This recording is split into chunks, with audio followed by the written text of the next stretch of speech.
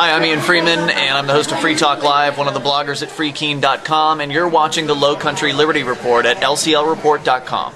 This program is brought to you by freekeen.com. Freekeen.com features audio, video, and blogs chronicling the transition to a voluntary society. Freekeen.com also has comments and discussion forums so you can be heard. Freekeen.com. Hi, this is Taryn Lupo. Welcome to Low Country Liberty Report. Today I'm going to talk to you about the real history of Thanksgiving. Now, when we say Thanksgiving, I mean, there's always an argument historically which was the first one in the U.S. There's supposedly a Thanksgiving that happened in 1565 with Spanish settlers in St. Augustine, Florida. But the one I'm talking about is the one we're more familiar with the Pilgrims and the Funny Hats and what we celebrate every year in November.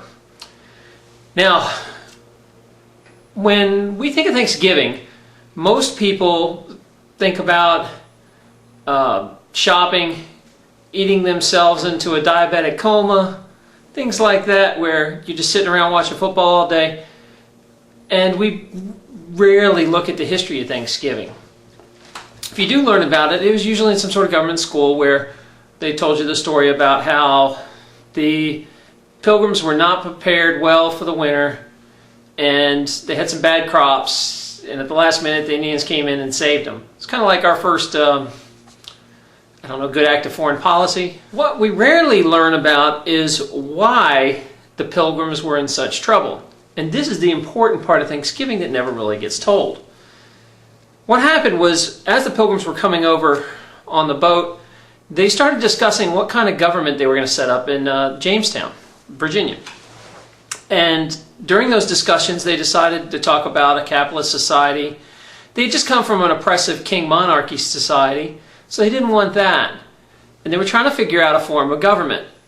And what they decided on was a form of socialism, or i.e. communism. They're so close.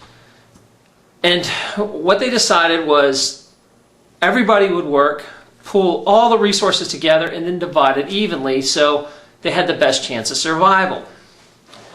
What happened and what they found out was the first year there was a couple people that worked really hard, grew all the crops, busted their tail at work every day, and then there was a couple people that really didn't pull their weight, and then there was the old and the young that really didn't do anything.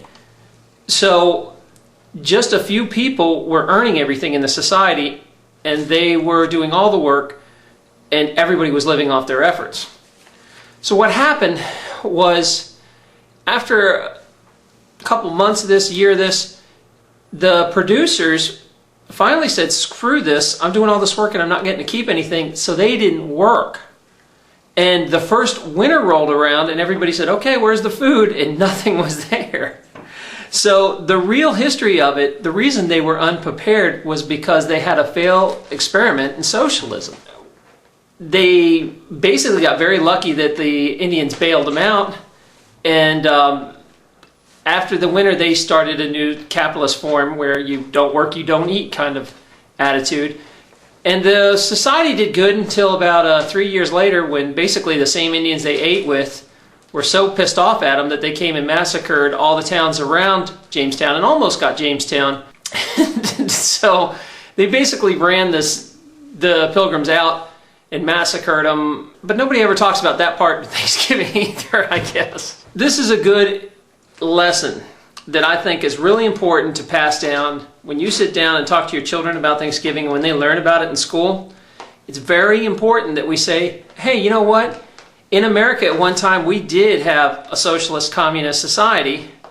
We tried this experiment and, the Pilgrims tried this experiment and it failed in aces.